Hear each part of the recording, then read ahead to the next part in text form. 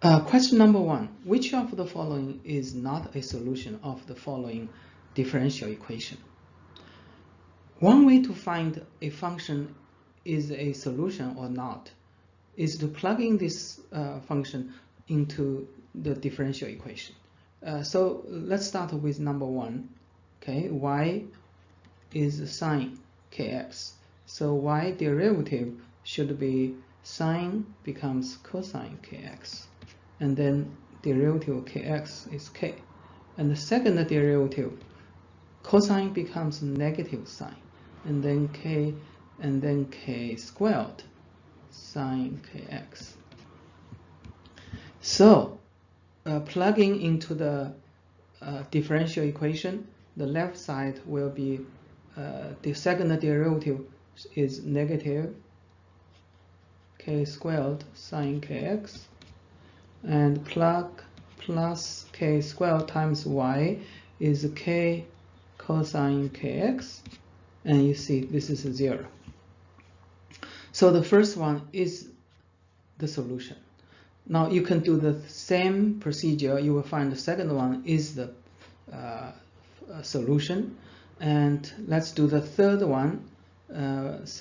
First derivative is e to the ikx, and then derivative ikx is ik.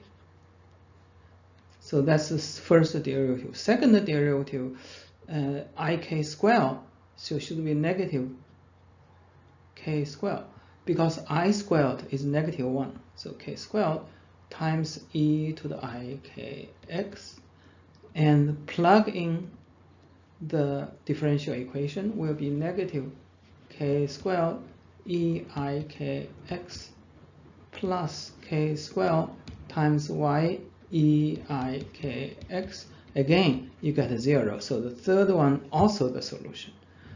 Okay, let's do the fourth one. First derivative is e negative kx, and then derivative negative kx is negative k. And the second derivative is again negative k squared becomes positive k squared e I negative kx. Plug in L, left side is second derivative is a positive k squared e negative kx plus k squared times y is e negative kx, and this is not 0. So this is not the solution. Okay, and the last one, try it and you will find is also the solution. So the answer for this question is number 4. E to the negative kx is not the solution. Question number 2. Evaluate the linear momentum and kinetic energy of a free electron described by wave function E ikx. So this function we have derived in the class that is one of the solution for the Schrödinger equation. And now we want to find out the linear momentum and the kinetic energy of this function. In quantum mechanics, if we want to find linear momentum, we use linear momentum operator operates on the function. And if we give function back, then the eigenvalue is the momentum. So let's do this. Linear momentum operator is the h bar divided by i's first derivative. Okay, so plug in, and the derivative of the e to the ikx is just this one. We already did that one, and so it's k times e to the ik times, so it should be ik times e to the ikx. That's the derivative, and then times h bar divided by I, so you see I cancelled. So what you have is h bar times k e to the ikx. And the important thing you see is that when you use operator operates on the function, you get this function back. and therefore this function is eigenfunction, and this value in front of it is called eigenvalue, and that is the linear momentum. And let's plug in. Okay, so h bar is 1.055 times 10 to the minus 34, and the k is 3 per nanometer. So 3 per nanometer you can write as 3 times 10 to the 9th per meter. Per nanometer is over 10 to the negative 9, so you get 3 times 10 to the 9 per meter, and the answer is 3.16 times 10 to the minus 25 kilogram per meter per second. Sorry. Now, what about the kinetic energy? Same concept. We use a kinetic energy operator, operates on this. Kinetic energy operator is the second derivative, and the second derivative is we already did in the first question, is this one. So it's negative k squared times the function. Alright, so negative cancel, you get positive h bar square k square divided by 2m times the function e to the ikx. So again, when you use the operator operates the function, you get the function back. So this in front of you, that's the eigenvalue. That's the kinetic energy. So plug in all the data, the answer is 5 times 10 to the minus 22 joule.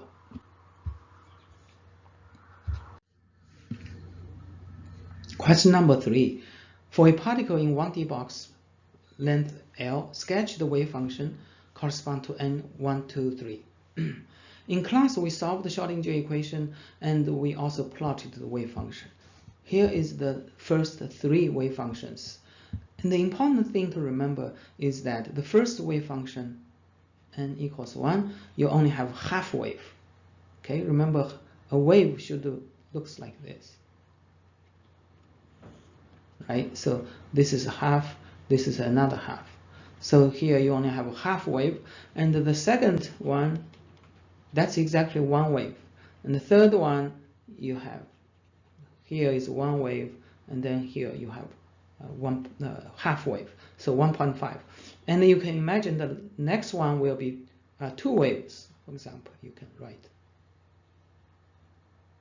So that's 2 waves. Right. Okay, so that's the first one. Next one, on another graph, sketch the corresponding probability density. Probability, you need to square all those wave functions. Okay, so the shape looks similar for the first one, but the second one, wave function, you have positive, negative, but the square all becomes positive. That's the probability. And then the third one, positive, negative, positive. When you square it, all becomes positive. Okay. Next one, for n equals 3, at what position is the probability maximum density? And look at the number 3. Here is the maximum, so the location is here. All right. Similarly, you have this here, here. These are the 3 positions where probability maximum. Okay, next one. Set up equation to calculate expectation value. Now in quantum mechanics, to calculate expectation value of a observable, let's say this is observable. This symbol means the expectation value or average value. You need to integrate the wave function times the operator of this observable, and operates on the wave function and integrate. Now, if the wave function is a complex number, the first one you should have a conjugate, should be the conjugate of this wave function. So in this case, we calculate expectation value of x, and the operator of a location x is just itself. And so here is the equation, the wave function, okay, of the particle in a box, and wave function, and the operator. Now, without evaluating any integers, predict the expectation value. So let's look at the first wave function. This wave function is symmetric. So imagine if you measure one time, possibly you get this position, left side. But if you measure another time, maybe you get the right side. So if you measure many times, you should get at the center. So the answer should be half A. That's the expectation value for this wave function. Next, how many number of nodes does the wave function have with n equals 10? Okay, so the definition of nodes is when the wave function goes 0, okay, from positive to negative or negative to positive through 0. So for the second one, here is the nodes. Okay, so n equals 2, you have 1 node, n equals 3, you have 2 nodes. So in general, you have n minus 1 nodes. Okay, n minus 1. And therefore, n equals 10, you should have 9 nodes. Question number 4. The following equation is the solution of Schrödinger equation for a particle in a box. Evaluate the following integers based on the knowledge learned in the last chapter. So you don't need to calculate using concept and evaluate the values. So let's look at the first one. What does this equation mean? So for the first one, this is the wave function, this is the wave function, another wave function. So this is n equals 1, this is n equals 2. So two function product of, so two wave function of the same operator of the wave function of the Schrödinger equation. And the product, remember in class we said two different wave functions are orthogonal. So the product is 0. So the first one has to be 0 because two different wave functions are orthogonal. Second one, note that these two functions are exactly the same. So it's the square of the two function of the one of the wave function. That means it's the probability in the whole range, and that should be 1. This is also the normalization condition. Okay, next one. Again, two same wave function, but in between you have a x, which is the operator of the position. And this is the equation to calculate the expectation value of x. And we just showed the wave function is symmetric. And so the expectation value should be half of the length. It's in the center. Okay. The last one, let's look at the equation. So wave function, and this is the second derivative, and this is the number. So a number you can move. So you can move to here, and that's exactly the kinetic energy operator, if you remember. So negative h bar squared divided by 2m, second derivative, and that's the that's the kinetic energy operator. Okay, so wave function, kinetic energy operator, and the wave function, that's the expectation value of kinetic energy. Now we solve Schrödinger equation, we already know the kinetic energy.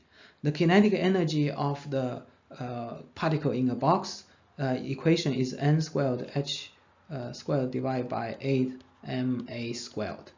And so in this case, the n equals 2. So 2 plug in here is 4. Okay, so 2 squared h squared divided by 8ma squared.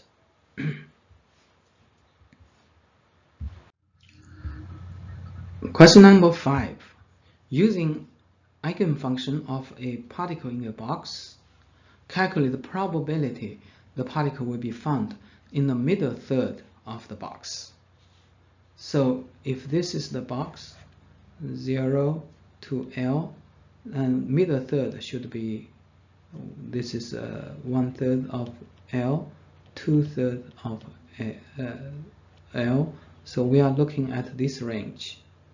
All right, so to calculate probability, the first thing to do is just write the integration. So integration of the wave function squared integration between 1/3 here and 2/3 here.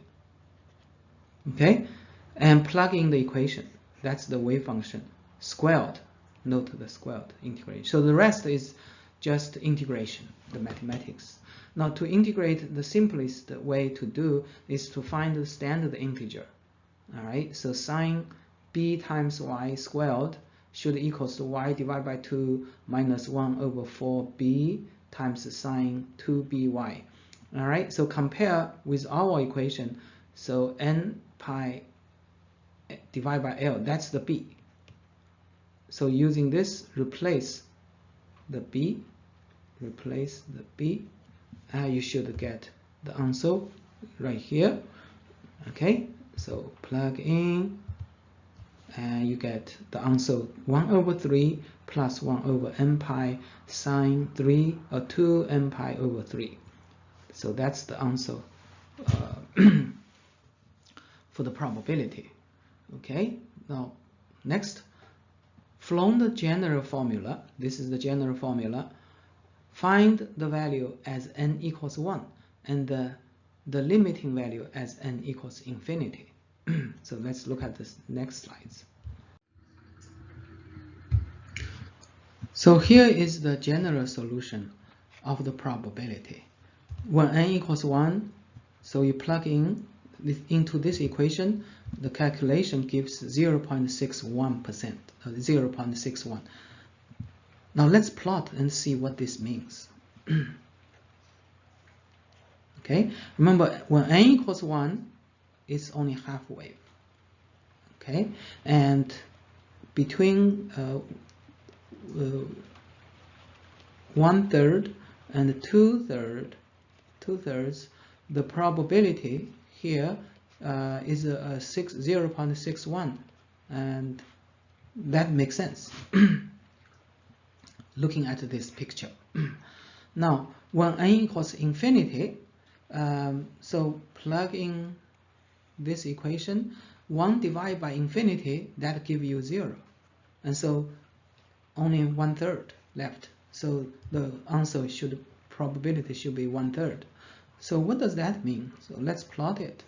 Okay, so as we show in the last question, the wave function when n equals 1 is half wave, and then 1 wave, and then 1.5 wave, and then 2 waves. So if n is infinity, you should expect a lot of waves. And when you square it, all right, so that's square, and so it becomes uniform.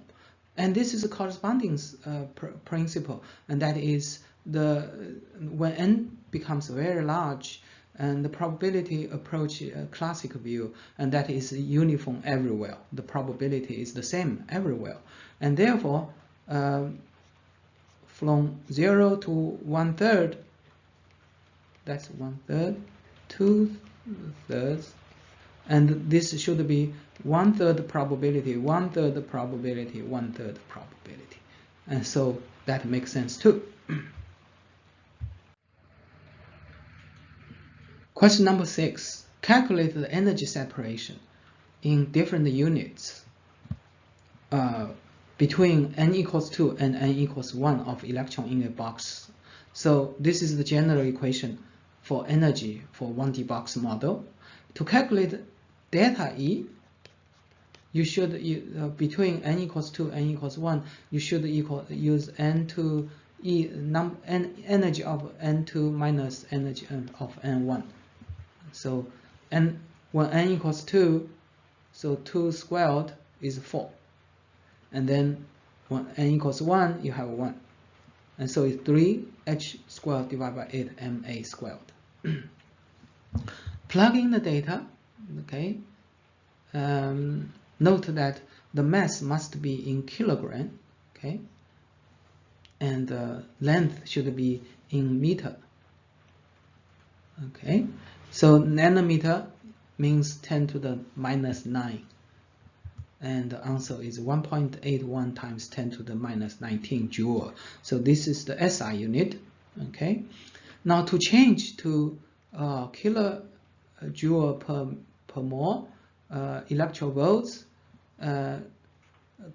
inverse centimeter, we find this conversion factor. So joule, between joule and EV, all right. So you divide by this number, conversion factor, you get 1.13 EV, and then you can also divide by this one, get inverse centimeter, all right, and then kilojoule per mole, between EV and the kilojoule per mole.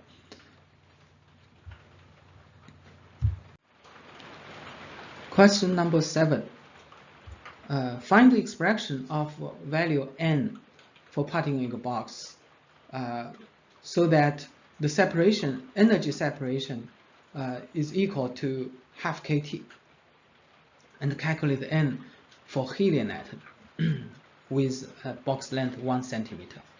Now, we showed that for particle in a box, the energy is quantized. So you have n equals 1, 2, 3, goes up. So this is n equals 1, n equals 2, so it goes up. And the general equation is this one. Okay, so to calculate delta E between these two energy levels, let's say this is n plus 1. So you should use energy n plus 1 minus energy n. Okay, so this is n plus 1, and this is n. Okay, and then simplify equation. You have 2m plus 1 h squared divided by 8m L squared. For this to be equal with half kT, okay, you can solve number of n. So this is the level n where the delta E is thermal energy. Okay, for helium, you plug in the data. So 2 times K, this is K, this is T, 2kT, this is L squared, all right, and this is the mass of the helium. So helium atom, the mass, all right, divided by 8, divided by h squared, minus half, and that give you 1.24 times 10 to the 16 power. That's a lot of energy levels. So what does this equation, this question mean? Now, first notice what is thermal motion, half kT. This is the thermal energy at a certain temperature. All right. So this is the energy provided by a certain temperature. At any temperature, what is the thermal energy? Okay, so this question says that at a certain temperature, this the energy provided by the temperature already enough to excite the particle for energy levels this number of. So all these energy levels can be occupied by the particle with just by thermal energy. Okay, so what does that mean? Means that for helium atom, if the length is 1 centimeter, all these energy levels can be occupied just by temperature. Means that quantization is not important for a dimension like this one, 1 centimeter. All right, it's continuous for a macroscopic level.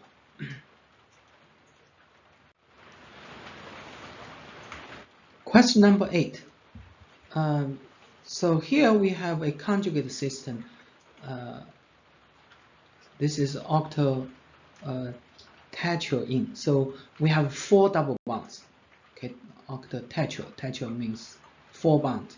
So something like this: double bond, double bond, double bond, double bond. All right. So remember, for a double bond, you have 2 carbon. Each one contribute 1 pi electron. So that give you 8 pi electrons. Okay, 8 pi electrons. That you can treat them as free electrons inside the box. Okay, And we already showed that for this box 1D box model, the energy is quantized. All right, that's the allowed energy, and this is the plot for n equals 1 until n equals 5. The important thing to determine for absorption of light is where is the highest occupied molecular orbital, where is the lowest unoccupied molecular orbital. Okay, because you have 8 electrons, so the 2 goes to the lowest energy level, and the 2 goes to the next one. This is again due to the Pauli exclusion principle. One orbital can only hold 2, and so you go up again. So together is 8. So number 4 is the highest occupied, and the number 5 is lowest unoccupied. For absorption of light is only between the HAMR and the LUMR. Okay, so and in this case is n equals 4 to n equals 5. Okay, remember it can change. If you have 3 double bonds, 6 electrons, then this will be the HAMR and this will be the LUMR. So it depends. Okay, so first calculate delta E between 4 and 5. All right, so this is 5 squared, and this is a 4 squared. Okay, you get 9 h squared divided by 8 ma squared. That's the energy difference between HAMR and the LUMR, and this should equals to the energy of one quantum, okay, one photon. All right, and the frequency of light should equals to c speed of light divided by wavelength. So plug in, and you can calculate wavelength should equals to Planck constant times speed of light divided by delta E, and delta E is this one. Okay, plug in. We have equation to calculate wavelength. Okay, so now all you need to do is just plug in everything. But first, let's take care of the length of the box. What is the length of the box? Okay, so here it says assuming the molecule is linear and use the value 135 and 54 for double bond, single bond. Ignore the 2 ends. And so remember in class lecture notes we take care of the 2 ends by 1 single bond. But here it says you can ignore that. And so let's count. Let's draw this again. So double bond, double bond, double bond, double bond. 1, 2, 3, 4. 4 double bonds. So 4 double bonds, single bond 1, 2, 3. And therefore you should use 4 times double bond, 3 times single bond. Okay, this is a double bond, this is a single bond. So the total is 1002 pm. pm is 10 to the minus 12 meter. So plug in the data, all right, and 8 m is the mass, length squared times speed of light divided by 9h, and that gives you 368 nanometer. Okay, now when you use this equation, calculate the answer should first be meter, SI unit, and then you can change to nanometer.